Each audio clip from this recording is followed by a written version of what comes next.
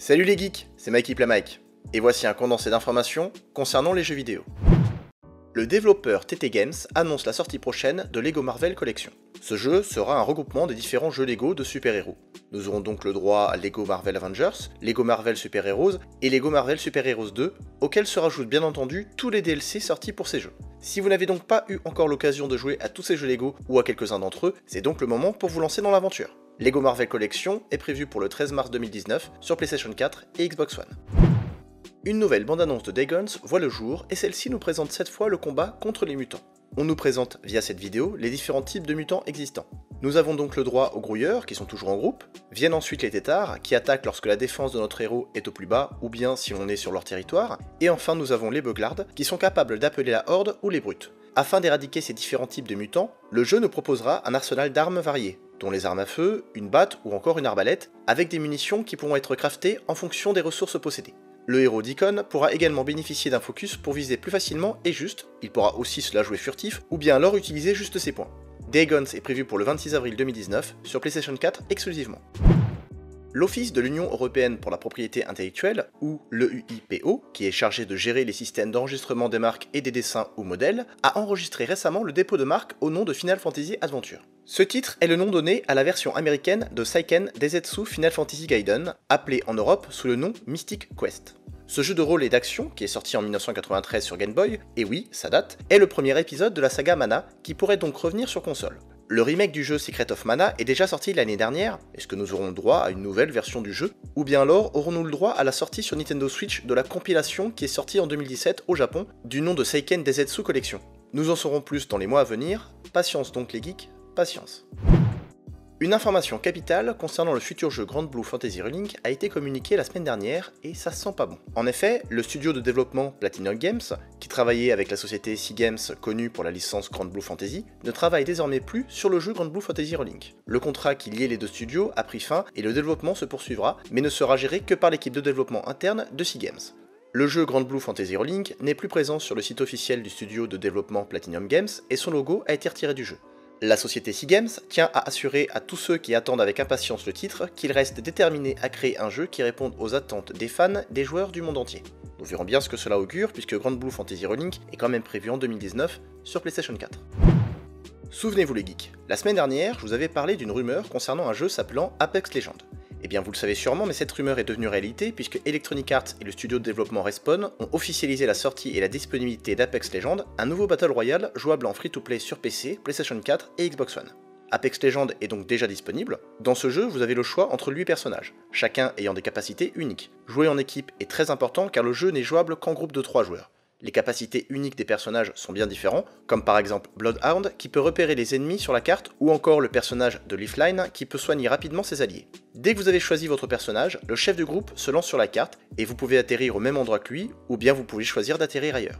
Tous les coéquipiers peuvent se réanimer entre eux, toutes les parties du jeu partagent le même credo. Vous arrivez avec un plan, vous repartez avec une histoire. Le producteur en chef d'Apex Legends indique qu'ils ont conçu un jeu qui va offrir une expérience divertissante et mémorable dès son lancement, mais qui va par ailleurs continuer à s'enrichir sur le long terme.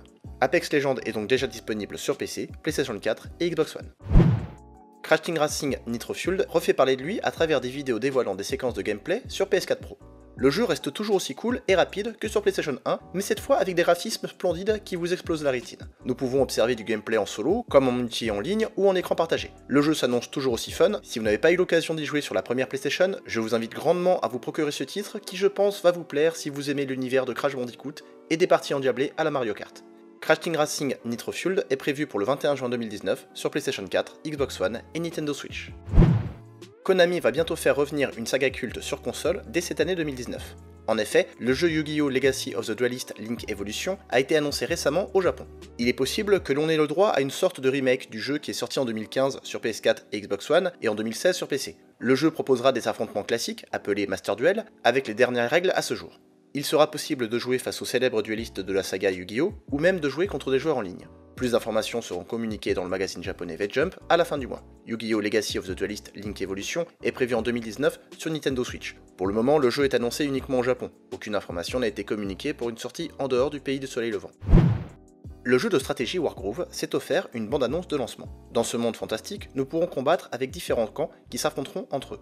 Il y a donc les Cherry Stone en rouge, la Légion de Felheim en bleu, la tribu Florent en vert et les Evensong en jaune. Ces différents camps vont s'affronter sur un champ de bataille dans le mode histoire du jeu, mais également lors des parties multijoueurs en local et en ligne, en crossplay s'il vous plaît, qui est donc la possibilité pour un joueur d'affronter en ligne d'autres joueurs sur un même jeu à partir de consoles différentes. Nous avons aussi le droit à un éditeur de niveau qui permet de créer et de partager ses propres histoires et champs de bataille. Wargroove est d'ores et déjà disponible au prix de 16,99€ sur Xbox One, Nintendo Switch et PC, mais pas encore sur PlayStation 4. Bandai Namco a mis en ligne plusieurs bandes annonces de lancement de l'action RPG God Eater 3. Une des bandes annonces nous montre notre avatar enfant devenant un Edge, Adaptive God Eater. Nous retrouvons ensuite les personnages principaux, des Edge qui vont devoir affronter les Aragamis et défendre l'humanité en utilisant les God Arcs, des armes biologiques redoutables. Une autre bande-annonce nous montre le mode multijoueur, jusqu'à 8 joueurs en ligne peuvent s'affronter.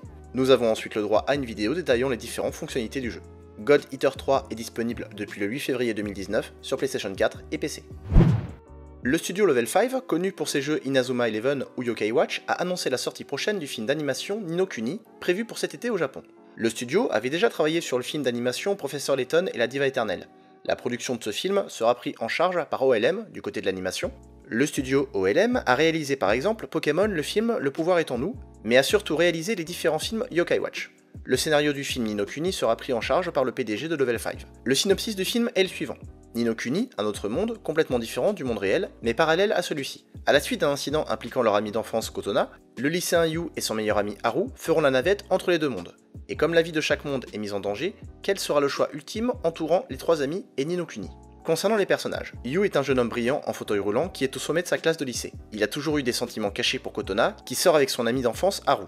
Haru est donc également le meilleur ami de Yu.